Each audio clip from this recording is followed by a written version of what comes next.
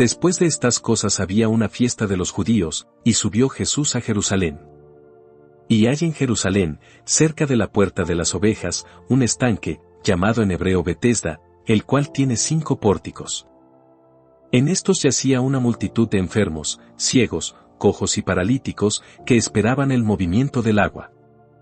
Porque un ángel descendía de tiempo en tiempo al estanque, y agitaba el agua, y el que primero descendía al estanque después del movimiento del agua, quedaba sano de cualquier enfermedad que tuviese.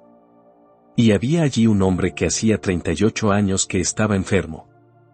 Cuando Jesús lo vio acostado, y supo que llevaba ya mucho tiempo así, le dijo: ¿Quieres ser sano? Señor, le respondió el enfermo, no tengo quien me meta en el estanque cuando se agita el agua, y entre tanto que yo voy, otro desciende antes que yo. Jesús le dijo: levántate, toma tu lecho, y anda. Y al instante aquel hombre fue sanado, y tomó su lecho, y anduvo. Y era día de reposo aquel día. Juan 5, 1, 9.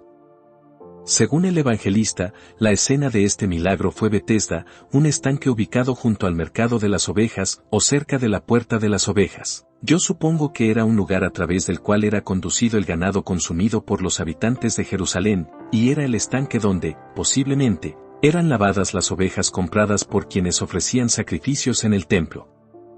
La enfermedad era algo tan común en los días del Salvador, que las dolencias de los hombres invadían la zona que había sido destinada para el ganado, y el lugar donde las ovejas eran lavadas antes, se había convertido en el punto donde los enfermos se congregaban en grandes multitudes, ansiando su curación. No se nos dice que alguien protestase por la intrusión, ni que la opinión pública estuviese escandalizada. Las necesidades de la humanidad deben prevalecer sobre todas las demás consideraciones de preferencia personal. El hospital debe tener la preferencia sobre el mercado de las ovejas. Hoy contamos aquí con un ejemplo específico. Si las dolencias físicas de Jerusalén invadieron el mercado de las ovejas, yo no pediría ninguna disculpa si, en estos días de guardar, la enfermedad espiritual de Londres exigiera que este espacioso lugar, que hasta este momento ha sido asignado a los mugidos del ganado y a los balidos de las ovejas, fuera consagrado a la predicación del Evangelio y a la manifestación del poder sanador de Cristo Jesús entre quienes están espiritualmente enfermos. Hoy hay un estanque en las cercanías del mercado de las ovejas, y hay enfermos reunidos en enormes multitudes aquí. Tal vez no nos hubiéramos enterado nunca de Betesda si un augusto visitante no hubiera condescendido a honrar aquel lugar con su presencia, Jesús, el Hijo de Dios, que caminó por los 5 pórticos junto al estanque. Ese era el lugar donde podríamos esperar encontrarlo, pues, ¿dónde habría de estar el médico sino en el lugar donde los enfermos están reunidos? Allí había trabajo para la mano sanadora y para la palabra restauradora de Jesús. Era muy natural que el Hijo del Hombre, quien vino a buscar y a salvar lo que se había perdido, se abriera paso hasta la leprosería que estaba a un costado del estanque. Esa agraciada visita es la gloria de Betesda, que ha elevado el nombre de ese estanque por encima del rango común de los manantiales y de las aguas de la tierra. Oh, que el Rey Jesús viniera esta mañana a este lugar. Eso sería la gloria para este salón en el que nos encontramos, por lo cual sería famoso hasta la eternidad. Si Jesús estuviera presente aquí para sanar, el notable tamaño de la congregación dejaría de ser un portento, pues el renombre de Jesús y su amor salvador eclipsarían todo lo demás, tal como el sol apaga las estrellas. Hermanos míos, Jesús estará aquí, pues hay quienes lo conocen y tienen poder con él, y han estado solicitando su presencia. El pueblo favorecido del Señor, mediante clamores y lágrimas prevalecientes, ha logrado de él su consentimiento para estar entre nosotros en este día, y él camina en medio de este gentío, tan dispuesto para sanar y tan poderoso para salvar, como en los días de su encarnación. He aquí yo estoy con vosotros todos los días, hasta el fin del mundo, es una certidumbre que proporciona consuelo al corazón del predicador esta mañana. Un Salvador que está presente en el poder del Espíritu Santo, hará que este día sea recordado por muchos que serán sanados. Pido la especial atención de todos, y ruego encarecidamente a los creyentes que me acompañen con sus fervientes oraciones mientras los invito a que observen, primero, al enfermo, en segundo lugar, a que dirijan su atenta mirada al grandioso médico, y, en tercer lugar, a que hagan una aplicación de la narración completa al caso presente. Con el objeto de observar al paciente, les pediré que me acompañen al estanque con los 5 pórticos en cuyo contorno yacen los enfermos. Caminen cautelosamente entre los grupos de seres lisiados y ciegos. No cierren sus ojos. Les hará bien ver el deprimente espectáculo para que comprueben lo que ha provocado el pecado y de cuáles males nos ha hecho herederos nuestro padre Adán. ¿Por qué están todos ellos aquí? Están aquí porque algunas veces las aguas bullen con un poder sanador.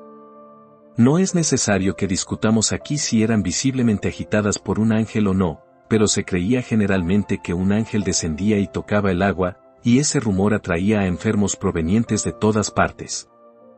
Tan pronto como se divisaba la ebullición de las aguas, toda la multitud descendía probablemente al estanque, y quienes no podían descender por sí solos eran metidos por sus acompañantes.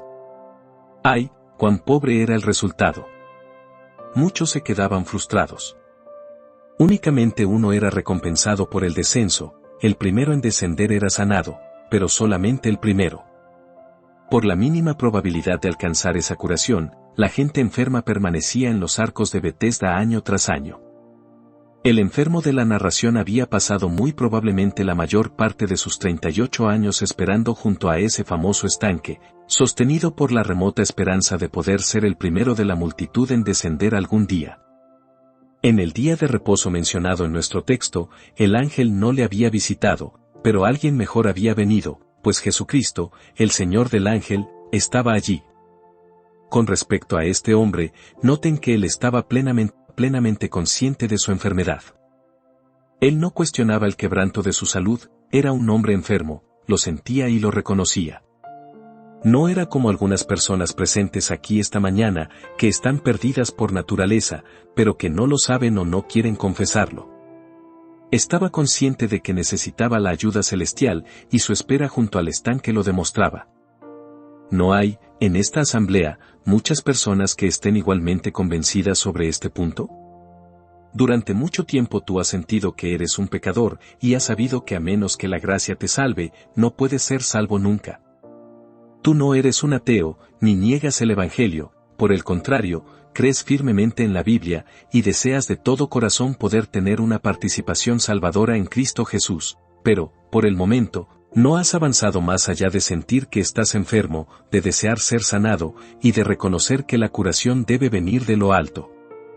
Hasta aquí vamos bien, pero no es bueno detenerse aquí. El enfermo que deseaba ser sanado esperaba junto al estanque, atento a alguna señal o a algún prodigio. Él esperaba que un ángel abriera de pronto de par en par las puertas de oro y tocara las aguas que ahora estaban en calma y quietas, y entonces podría ser sanado.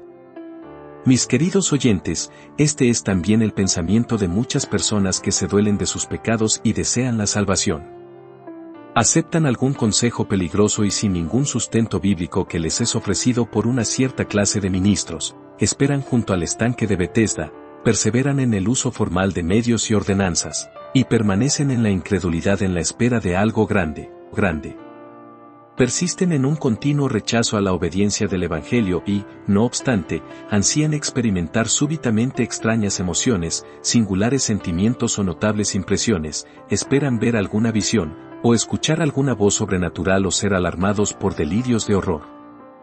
Ahora, queridos amigos, no vamos a negar que haya unas cuantas personas que han sido salvadas por intervenciones muy singulares de la mano de Dios, de una manera que está completamente fuera de los modos ordinarios del procedimiento divino.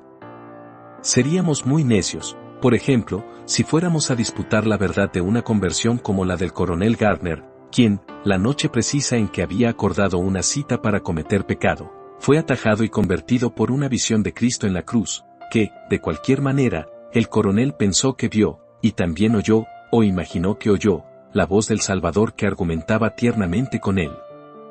Sería inútil disputar que casos así hayan ocurrido, que ocurran en verdad, y que pudieran ocurrir de nuevo. Con todo, tengo que rogarles a las personas inconversas que no busquen tales intervenciones en sus propios casos. Cuando el Señor les pide que crean en Jesús, ¿qué derecho tienen ustedes de exigir a cambio señales y prodigios? Jesús mismo es el mayor de todos los prodigios. Mi querido oyente, es tan fútil que tú esperes notables experiencias como lo era la espera de la multitud que permanecía en Betesda atenta al largamente anhelado ángel, puesto que aquel que podía curarlos ya se encontraba entre ellos, ignorado y despreciado por ellos.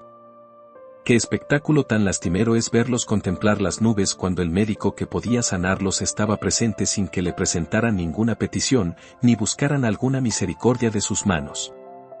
Con respecto al método de esperar para ver o para sentir algo grande, nuestro comentario es que no es el camino que Dios ha ordenado que sus siervos prediquen. Yo reto al mundo entero que encuentre algún evangelio de Dios en el que se le diga a algún inconverso que permanezca en la incredulidad. ¿Dónde se le dice al pecador que espere a Dios practicando las ordenanzas para poder ser salvado así? El evangelio de nuestra salvación es este: cree en el Señor Jesucristo, y serás salvo. Cuando nuestro Señor transmitió su comisión a sus discípulos, les dijo: «Id por todo el mundo y predicad el evangelio a toda criatura». ¿Y cuál era ese evangelio? Díganles que esperen en su incredulidad en el uso de medios y ordenanzas hasta que vean algo grande. Díganles que sean diligentes en la oración, y que lean la palabra de Dios hasta que se sientan mejor. Ni una sola pizca de eso. Así dice el Señor: el que creyere y fuere bautizado, será salvo, mas el que no creyere, será condenado. Este era el evangelio y el único evangelio que Jesucristo siempre ordenó que predicaran sus ministros, y quienes dicen: esperen a sentir algo, esperen a experimentar impresiones, esperen prodigios. Anuncian otro evangelio que no es otro, sino que hay algunos que los perturban. Exponer a Cristo en la cruz es la obra salvadora del ministerio evangélico, y la esperanza de los hombres está cimentada en la cruz de Jesús. El evangelio de Dios es: mirad a mí, y sed salvos, todos los términos de la tierra. El evangelio del hombre que ha destruido a miles es: esperen junto al estanque. Este evangelio, que no tiene nada de evangélico, es inmensamente popular. No me sorprendería si al menos la mitad de ustedes estuvieran satisfechos con él. Oh, mis oyentes, ustedes no rehúsan ocupar los asientos en nuestros lugares de adoración, raramente están ausentes cuando las puertas se abren, pero se quedan sentados allí en una confirmada incredulidad, esperando que se hagan ventanas en el cielo, pero descuidando el evangelio de su salvación. El gran mandamiento de Dios: cree y vive, no recibe de ustedes otra respuesta que un oído sordo y un corazón de piedra, mientras aquietan sus conciencias con observancias religiosas externas. Si Dios hubiera dicho: siéntense en esos asientos y esperen, yo sería osado en exhortarlos al respecto con lágrimas, pero Dios no ha dicho eso. Él ha dicho: deje el impío su camino, y el hombre inicuo sus pensamientos, y vuélvase a Jehová, el cual tendrá de él misericordia.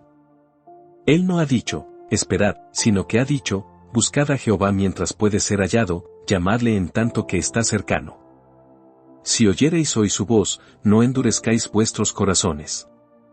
No encuentro que Jesús diga algo a los pecadores acerca de esperar, antes bien, les dice mucho acerca de venir. Venid a mí todos los que estáis trabajados y cargados, y yo os haré descansar. Si alguno tiene sed, venga a mí y beba. Y el espíritu y la esposa dicen: ven. Y el que oye, diga: ven. Y el que tiene sed, venga, y el que quiera, tome del agua de la vida gratuitamente. ¿Por qué es tan popular este camino? Es popular porque le administra láudano a la conciencia. Cuando el ministro predica con poder y el corazón del oyente es tocado, el diablo le dice: espera una mejor oportunidad. El archienemigo vierte así esta droga mortal en el alma, y el pecador, en vez de confiar en Jesús en el acto, o en vez de ponerse de rodillas con los ojos llorosos pidiendo a gritos misericordia, se adula a sí mismo porque está usando los medios. El uso de medios es lo suficientemente bueno hasta su propio límite, pero es tan malo como podría serlo cuando suplanta el lugar de Cristo crucificado. Un hijo tiene que oír el mandamiento del Padre, pero ¿qué pasa si el hijo ubica el oír en el lugar del obedecer? Dios no quiera que yo me gloríe en el hecho de que ustedes oyen el Evangelio. Si solo son oyentes, mi gloria está en la cruz, y a menos que ustedes miren a la cruz, bueno les fuera no haber nacido. Pido la especial atención de todo aquel que haya estado esperando así, mientras menciono 1 o 2 puntos. Mi querido amigo, no es esta espera, después de todo, un asunto muy desesperanzador? De todos aquellos que esperaban en Betesda, cuán pocos eran sanados jamás. El que primero descendía al estanque quedaba sano, pero todos los demás salían del estanque tal como habían entrado.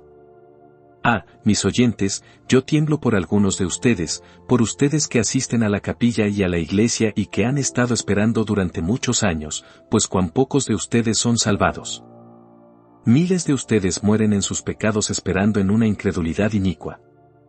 Unos cuantos son arrebatados del fuego como tizones, pero la gran mayoría de quienes aguardan empedernidamente, esperan y esperan hasta morir en sus pecados. Yo les advierto solemnemente que, por agradable que sea para la carne esperar en la incredulidad, no es una situación en la que cualquier persona razonable perseveraría por mucho tiempo. Pues, mi querido amigo, ¿no eres tú en ti tu propia persona un ejemplo de su desesperanza? Tú has estado esperando durante años. Difícilmente recuerdas cuando asististe por primera vez a algún lugar de adoración, tu madre te llevó allá en sus brazos y has sido nutrido bajo la sombra del santuario, como las golondrinas que construyen sus nidos bajo los altares de Dios. ¿Y qué ha hecho tu incrédula espera por ti? ¿Te ha hecho cristiano? No, todavía estás sin Dios, sin Cristo, sin esperanza. Te voy a preguntar en el nombre de Dios, ¿qué derecho tienes de creer que si esperas otros 30 años, serás del todo diferente de lo que eres ahora? ¿Acaso no son muy altas las probabilidades de que a los 60 años de edad estés tan desposeído de la gracia como lo estás a los 30? Pues, permítanme decirles, y me atrevo a decirlo sin egoísmo, que algunos de ustedes han escuchado el Evangelio predicado sin rodeos. Mis queridos oyentes, yo he sido tan claro con ustedes como puedo serlo. Nunca he rehusado declarar el consejo íntegro de Dios, ni tampoco he rehuido elegir algún caso específico para tratarlo detalladamente. Con la excepción de dejar de mencionar el nombre de las personas, no me he detenido ante nada, antes bien, he buscado encomiar el Evangelio ante la conciencia de cada persona como ante los ojos de Dios. Recuerden las advertencias que recibieron en Exeter Hall. Algunos de ustedes recuerdan los quebrantamientos que sintieron en el salón de City Gardens. Recuerden las invitaciones que ya han recibido en este mismo salón. Y si todas esas advertencias han fallado, ¿qué más podría hacerse por la vía de oír y esperar? Muchos de ustedes han escuchado a otros predicadores, igualmente sinceros, igualmente tiernos, y tal vez hasta más sinceros y más tiernos.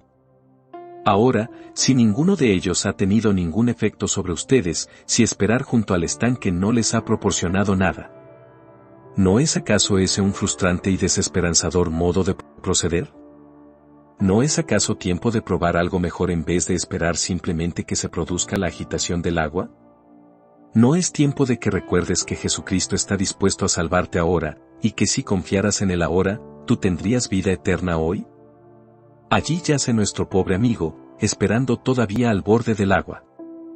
Yo no lo culpo a él por esperar, pues Jesús no había estado presente antes, y era justo que tratara de aprovechar incluso la más leve oportunidad de una curación, pero era triste que Jesús fuera tratado con tanta ligereza. Allá iba él, hilvanando su camino entre los ciegos, y los cojos y los lisiados, mirándolos benignamente a todos ellos, pero sin que nadie lo mirara a él. En otros lugares, en cambio, tan pronto como Jesús hacía acto de presencia, traían a los enfermos en sus lechos y los colocaban a sus pies, y conforme avanzaba los sanaba a todos, esparciendo misericordias con ambas manos. Una ceguera se había abatido sobre esas personas que estaban junto al estanque, allí estaban ellas, y allí estaba Cristo, que podía sanarlos, pero ni uno solo de ellos lo buscó. Sus ojos estaban fijos en el agua, esperando que fuera agitada. Estaban tan absortos en su propio camino seleccionado que el verdadero camino fue ignorado. No se distribuía ninguna misericordia porque no se buscaba ninguna. Ah, mis queridos amigos, mi acongojada pregunta es, ¿será así esta mañana? El Cristo viviente está todavía entre nosotros en la energía de su Espíritu eterno. ¿Recurrirán ustedes a sus buenas obras? ¿Confiarán en asistir a la iglesia y en asistir a la capilla? Se fiarán de emociones esperadas, de impresiones y de ataques de terror, e impedirán que Cristo, que es capaz de salvar eternamente, reciba una mirada de fe de algunos ojos o alguna oración del deseo de algún corazón. Si ha de ser así, pensar en esto quebranta el corazón, que los hombres mueran, con un médico todopoderoso en sus hogares, mientras están siendo entretenidos con una charlatanería desesperanzada inventada por ellos mismos. Oh, pobres almas, habrá de repetirse Betesda aquí esta mañana, y Jesucristo, el Salvador que está presente, habrá de ser ignorado otra vez. Si un rey le diera a uno de sus súbditos un anillo, y le dijera, cuando esté sumido en la turbación o en la desgracia, envíame simplemente ese anillo, y yo haré por ti todo lo que sea necesario, pero ese hombre rehusara deliberadamente enviarlo, y comprara regalos o se dedicara a realizar algunas singulares hazañas de valor con el objeto de ganar el favor de su monarca, tú dirías, cuán necio es ese hombre. He aquí un camino muy sencillo, pero no quiere utilizarlo, y desperdicia su ingenio, inventando nuevos mecanismos, y desperdicia su vida esforzándose por seguir planes que han de concluir en frustración. ¿Acaso no es ese el caso de todos aquellos que rehúsan confiar en Cristo? El Señor les ha asegurado que si confían en Jesús, serán salvados, pero ellos se dedican a seguir 10.000 fantasías y dejan ir a su Dios, su Salvador. Mientras tanto el enfermo, tan frustrado a menudo, se sumía en una profunda desesperación. Además, se estaba poniendo viejo, pues 38 años es mucho tiempo en la vida de un hombre. Sentía que se moriría pronto. El tenso cordón estaba a punto de romperse, y así, conforme transcurrían cansadamente los días y las noches, aunque seguía esperando, la espera se le hacía muy pesada. Amigo mío, ¿no es este tu caso? La vida se te está escapando. ¿No está salpicada de cabellos grises tu cabeza? Has esperado todo este tiempo en vano, y yo te advierto que has esperado pecaminosamente. Has visto que otros han sido salvados. Tu hijo es salvo y tu esposa es convertida, pero tú no lo eres, y sigues esperando, y me temo que esperarás hasta que al son de la melodía de la tierra a la tierra, el polvo al polvo, las cenizas a las cenizas, los terrones resuenen sobre la tapa de tu ataúd y tu alma esté en el infierno. Te ruego que ya no juegues más con el tiempo. No digas, hay tiempo suficiente, pues el sabio sabe que el tiempo suficiente no es lo bastante suficiente. No seas como el borracho insensato que cuando regresaba tambaleándose a casa una noche, vio que le encendían su vela. 2 velas, dijo, pues su borrachera lo hacía ver doble, voy a apagar una de ellas, y al apagarla, al instante se quedó a oscuras. Muchos hombres ven doble debido a la borrachera del pecado, piensan que tienen una vida para hacer de las suyas, y luego, que tienen la última parte de la vida para volverse a Dios, entonces, como unos necios, apagan la única vela que tienen, y tendrán que yacer eternamente en la oscuridad. Apresúrate, viajero, pues solo tienes un sol, y cuando se oculte, no alcanzarás nunca a llegar a tu casa. Que Dios te ayude a darte prisa ahora. Contemplemos al propio médico. Como ya hemos visto, nuestro Señor caminó en aquella ocasión a través de una multitud de enfermos, olvidado e ignorado, sin que nadie clamara, Jesús, Hijo de David, ten misericordia de mí, sin que ninguna mujer procurara tocar el borde de su manto para ser sanada. Todos ellos estaban deseosos de ser sanados, pero nadie sabía nada o nadie confiaba en él. Qué espectáculo tan extraño y tan aflictivo era, pues Jesús era sumamente capaz de sanarlos y estaba dispuesto a hacerlo, y a hacerlo sin cobrar honorarios ni recompensa y, sin embargo, nadie lo buscaba. ¿Deberá repetirse esa escena esta mañana? Personas que me escuchan, Jesucristo puede salvarlos. No hay ningún corazón que sea tan duro que Él no pudiera ablandar, no hay ningún hombre en medio de ustedes que esté tan perdido que Jesús no pudiera salvar. Bendito sea mi amado Maestro, pues ningún caso lo ha derrotado jamás, su poderosa fuerza sobrepasa los más profundos abismos del pecado y de la insensatez humana. Si hubiera alguna ramera aquí, Cristo puede limpiarla. Si hubiera un borracho o un ladrón aquí, la sangre de Jesús puede volverlo tan blanco como la nieve. Si tienen algún deseo de Él, no se encuentran fuera del alcance de su mano horadada. Si no son salvos, ciertamente no es por falta de poder en el Salvador. Además, su pobreza no es ningún estorbo, pues mi Señor no les pide absolutamente nada. Mientras más pobre sea el desventurado, más bienvenido es a venir a Cristo. Mi Señor no es un sacerdote codicioso, que exija un pago por lo que hace. Él nos perdona gratuitamente, Él no necesita ninguno de los méritos de ustedes, ni nada suyo, vengan a Él tal como están, pues Él está dispuesto a recibirlos tal como están. Pero aquí está mi tristeza y mi queja, que este bendito Señor Jesús, aunque está presente para sanar, es ignorado por la mayoría de los hombres. Ellos están mirando hacia otro lado, y no tienen ojos para Él. Con todo, Jesús no estaba enojado. Yo no encuentro que censurara a alguno de los que yacían en los pórticos, o que hubiera tenido algún pensamiento severo para con ellos, más bien, estoy seguro de que sintió piedad de ellos, y que dijo en su corazón, ¡ay, pobres almas que desconocen que la misericordia está muy cerca! Mi Señor no está airado con ustedes que lo olvidan y lo ignoran, sino que tiene piedad de ustedes en su corazón. Yo solo soy su pobre siervo, pero, desde lo íntimo de mi corazón, tengo piedad de aquellos que viven sin Cristo. De buena gana lloraría por ustedes que están probando otras vías de salvación, pues todas concluirán en una desilusión, y si ustedes continuaran en ellas, comprobarán ser su destrucción eterna. Observen muy cuidadosamente lo que hizo el Salvador. Mirando en torno a todo el grupo, hizo una elección. Él tenía el derecho de hacer la selección que quisiera, y ejerció esa soberana prerrogativa. El Señor no está obligado a otorgar su misericordia a todo el mundo ni a todas las personas. Él ha proclamado libremente la misericordia a todos, pero como ustedes la rechazan, Él tiene ahora un doble derecho de bendecir a sus elegidos haciendo que se ofrezcan voluntariamente en el día de su poder. No sabemos por qué el Salvador seleccionó a aquel hombre de entre la multitud, pero ciertamente fue por una razón cimentada en la gracia. Si nos pudiéramos aventurar a dar una razón para su elección, pudiera ser que lo seleccionó por ser el caso más grave y por ser el que había esperado más tiempo. El caso de aquel hombre estaba en boca de todos. Decían, ese hombre ha estado allí 38 años. Nuestro Señor actuó conforme a su eterno propósito, haciendo lo que le agrada con lo suyo. Él fijó el ojo de su amor que elige sobre ese hombre en particular, y, acercándose a él, lo miró. Conocía toda su historia, sabía que se encontraba en esa situación desde hacía mucho tiempo, y, por tanto, tuvo mucha compasión de él. Pensó en aquellos terribles meses y años de dolorosa frustración que el enfermo había sufrido, y las lágrimas inundaron los ojos del maestro. Él miró una y otra vez al hombre, y sus entrañas se conmovieron por él. Ahora, yo no sé a quién Cristo tiene la intención de salvar esta mañana mediante su gracia eficaz.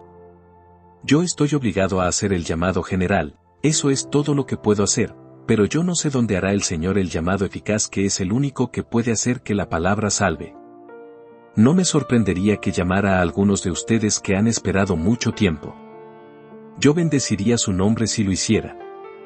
No me maravillaría que el amor que elige escogiera hoy al primero de los pecadores, si Jesús mirara a algunos de ustedes que nunca lo han mirado a Él, hasta inducirlos a mirar, y su piedad los hiciera tener piedad de ustedes mismos, y su gracia irresistible los indujera a venir a Él, serían salvos. Jesús realizó un acto de la gracia soberana que distingue. Yo les ruego que no den cosas contra esta doctrina. Si lo hacen, no puedo evitarlo, pues es verdad. Yo les he predicado el Evangelio a todos ustedes tan libremente como pudiera hacerlo un hombre, y ciertamente, ustedes que lo rechazan, no deberían contender con Dios por otorgar a otros esas cosas que a ustedes no les importa recibir. Si desean su misericordia, Él no se las negará, si lo buscan, lo encontrarán, pero si no quieren buscar la misericordia, no contiendan con el Señor porque la otorgue a otros. Habiendo mirado a ese hombre con una consideración especial, Jesús le preguntó, ¿quieres ser sano? Ya les he indicado que Cristo no preguntó eso porque necesitara información, sino porque deseaba excitar la atención del hombre. Como era un día de reposo, el hombre no pensaba ser curado, pues un judío consideraba que era algo muy improbable que ocurrieran curaciones en un día de reposo. Jesús, por tanto, atrajo los pensamientos del hombre al asunto que traía entre manos, pues, fíjense, la obra de gracia es una obra que se realiza sobre una mente consciente, no sobre una materia insensible. Aunque los pusellistas pretenden regenerar a niños inconscientes, rociando sus rostros con agua. Jesús no intentó nunca tal cosa. Jesús salva a hombres que tienen el pleno uso de sus sentidos. Y su salvación es una obra sobre un intelecto vivificado y sobre afectos que han sido despertados. Jesús atrajo de regreso a la mente divagante con la pregunta, ¿quieres ser sano?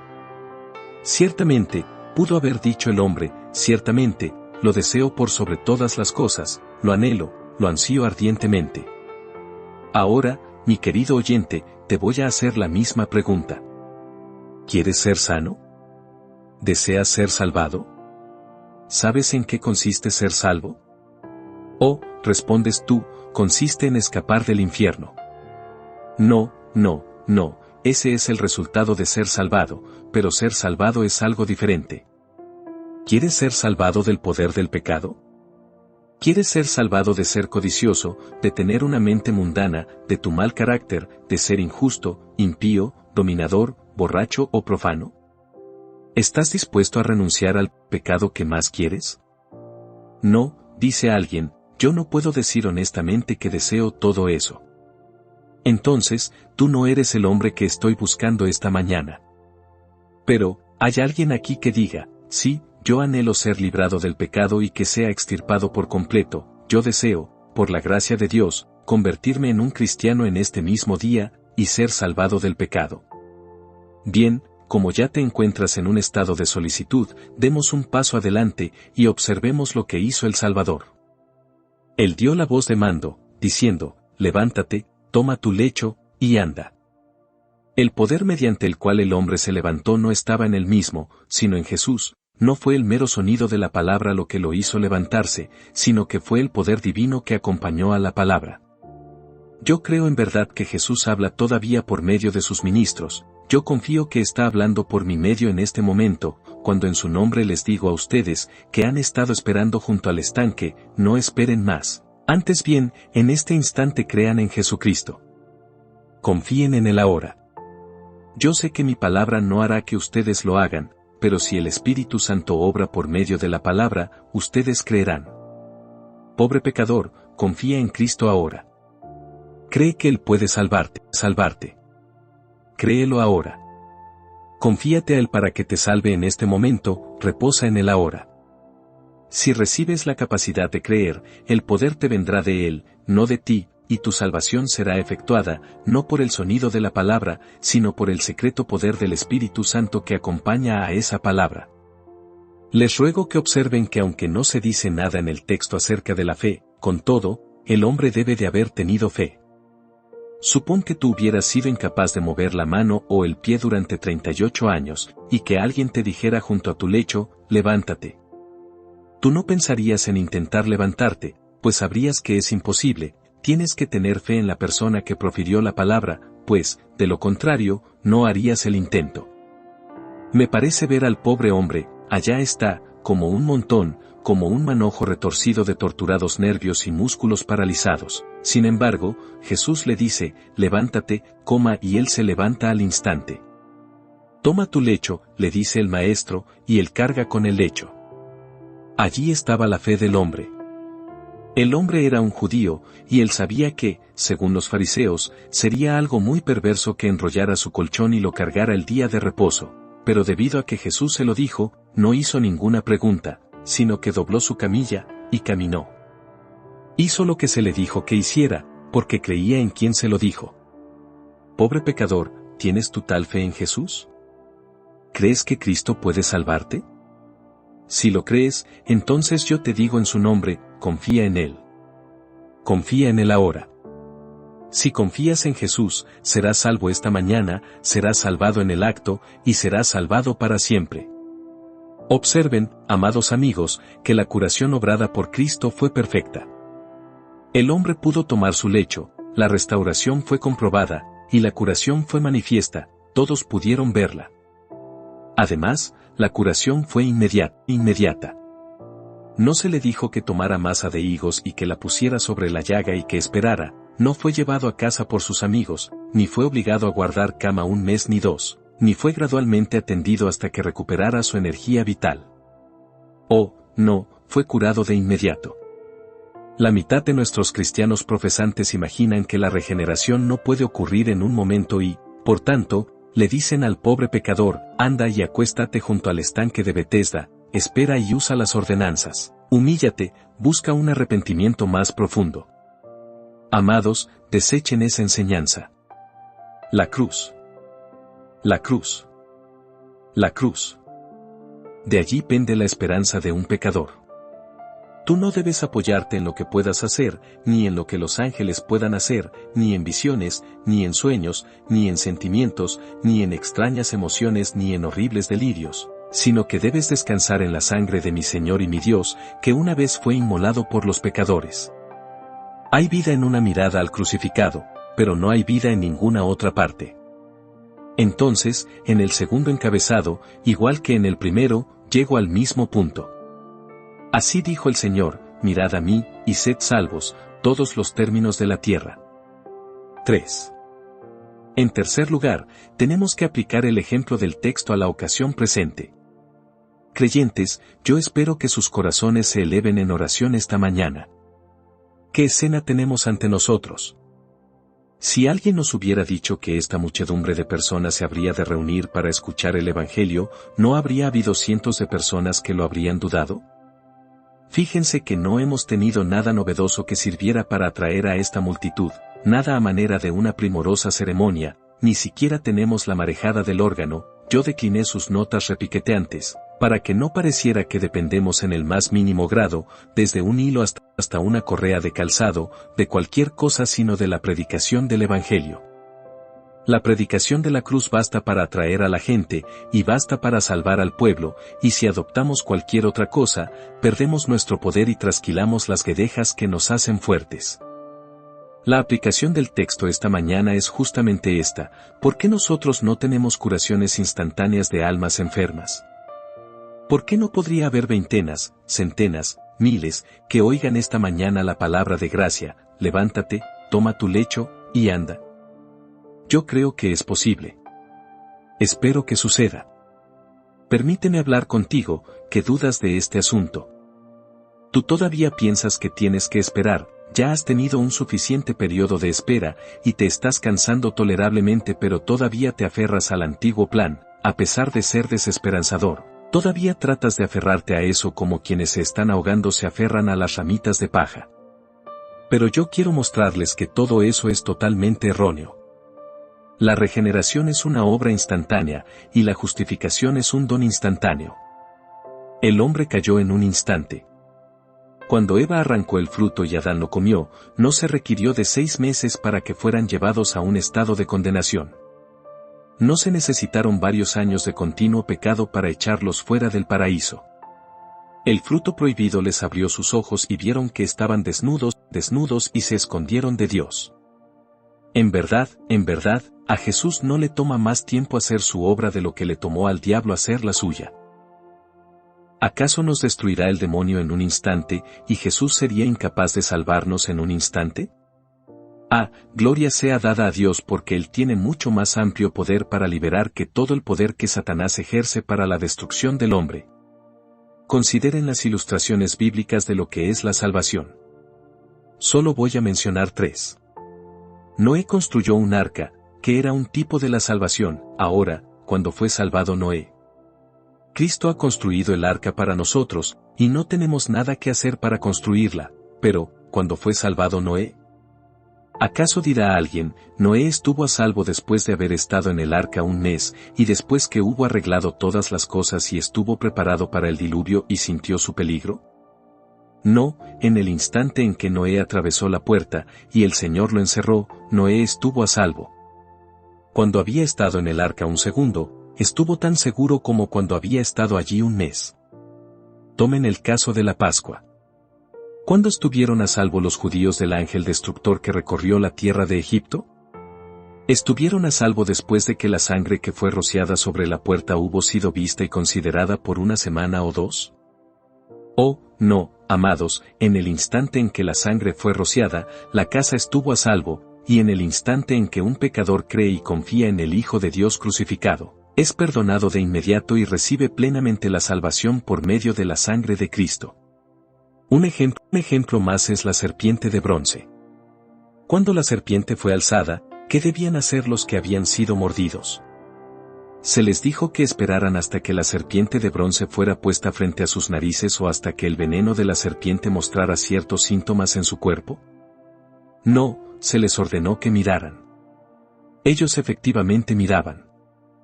¿Acaso fueron sanados en un periodo de 6 meses? Yo no leo eso, sino que tan pronto como sus ojos se encontraban con la serpiente de bronce, la curación era obrada, y tan pronto como tus ojos se encuentren con Cristo, pobre ser tembloroso, tú eres salvo.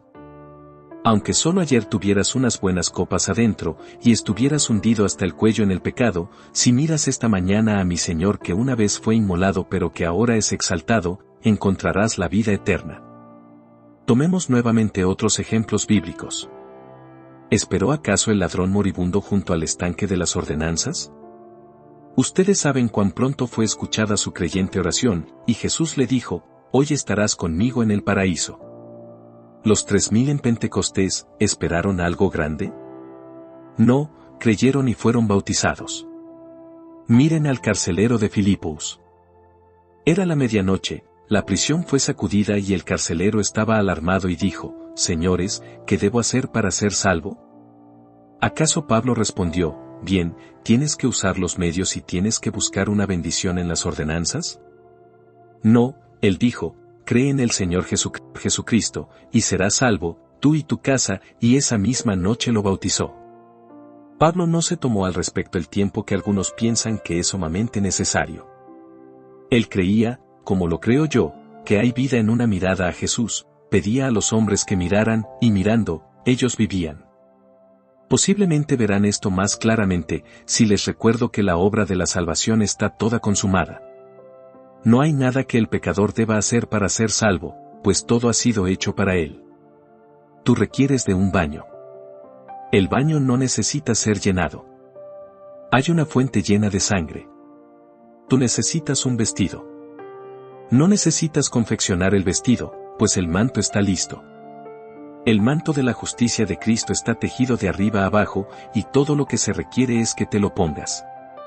Si tú debieras hacer alguna obra, podría tratarse de un proceso prolongado, pero todo lo que se requería hacer ya fue consumado por Cristo. La salvación no es por obras, sino por gracia, y aceptar lo que Cristo te presenta no es una obra de tiempo.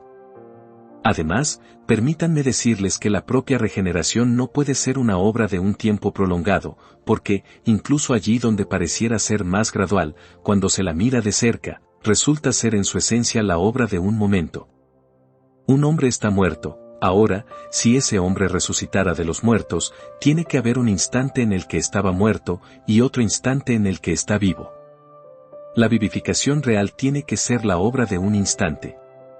Concedo que al principio la vida podría ser muy débil, pero tiene que haber un momento cuando esa vida comienza. Tiene que haber una línea, no siempre podemos verla, pero Dios la ve, tiene que haber una línea entre la vida y la muerte. Un hombre no puede estar a medias vivo y a medias muerto, o está vivo o está muerto, y así, tú estás ya sea muerto en el pecado o vivo para Dios, y la vivificación no puede involucrar un periodo largo de tiempo. Finalmente, mis oyentes, no toma ni un año ni un siglo para que Dios diga, yo te perdono. El juez pronuncia la sentencia, y el criminal es absuelto. Si Dios te dijera esta mañana, yo te absuelvo, tú quedas absuelto y puedes ir en paz. Tengo que dar un fiel testimonio en cuanto a mi propio caso. Yo nunca encontré la misericordia por esperar. Nunca obtuve un rayo de esperanza por depender de las ordenanzas. Encontré la salvación por creer. Oí a un sencillo ministro del Evangelio que decía, mira y vive. Mira a Jesús. Él sangra en el huerto, Él muere en el madero. Confía en Él. Confíate a lo que Él ha sufrido en vez de confiar en ti y, si confías en Él, serás salvo. El Señor sabe que yo había oído ese Evangelio muchas veces antes, pero no lo había obedecido. Sin embargo, esa vez vino con poder a mi alma, y yo en verdad miré, y en el instante en que miré a Cristo, perdí mi carga. Pero, me preguntará alguien, ¿cómo lo sabes? ¿Llevaste alguna vez un fardo sobre ti? Oh, sí, respondes, ¿sabes cuándo quedaste libre de él? ¿Cómo lo supiste? O, respondes, me sentí muy diferente. Yo me daba cuenta cuando llevaba la carga a cuestas y, consecuentemente, supe cuando estuve libre de ella. Lo mismo sucedió en mi caso. Yo solo deseo que algunos de ustedes sientan la carga del pecado como yo la sentí, cuando esperaba junto al estanque de Betesda. Me asombra que esa espera no me transportara al infierno. Pero, cuando escuché la palabra, mira, como yo miré y mi carga desapareció. Me preguntaba dónde se había ido, no la he visto nunca desde entonces, y nunca la veré de nuevo. Fue introducida en el sepulcro del Señor, y quedó enterrada allí para siempre. Dios lo ha dicho, yo deshice como una nube tus rebeliones, y como niebla tus pecados. Oh, vengan, ustedes que están necesitados, vengan a mi Señor. Oigan, ustedes que están desilusionados con los ritos y las ceremonias y los sentimientos y las impresiones y todas las esperanzas de la carne, vengan obedeciendo al mandato de mi Señor,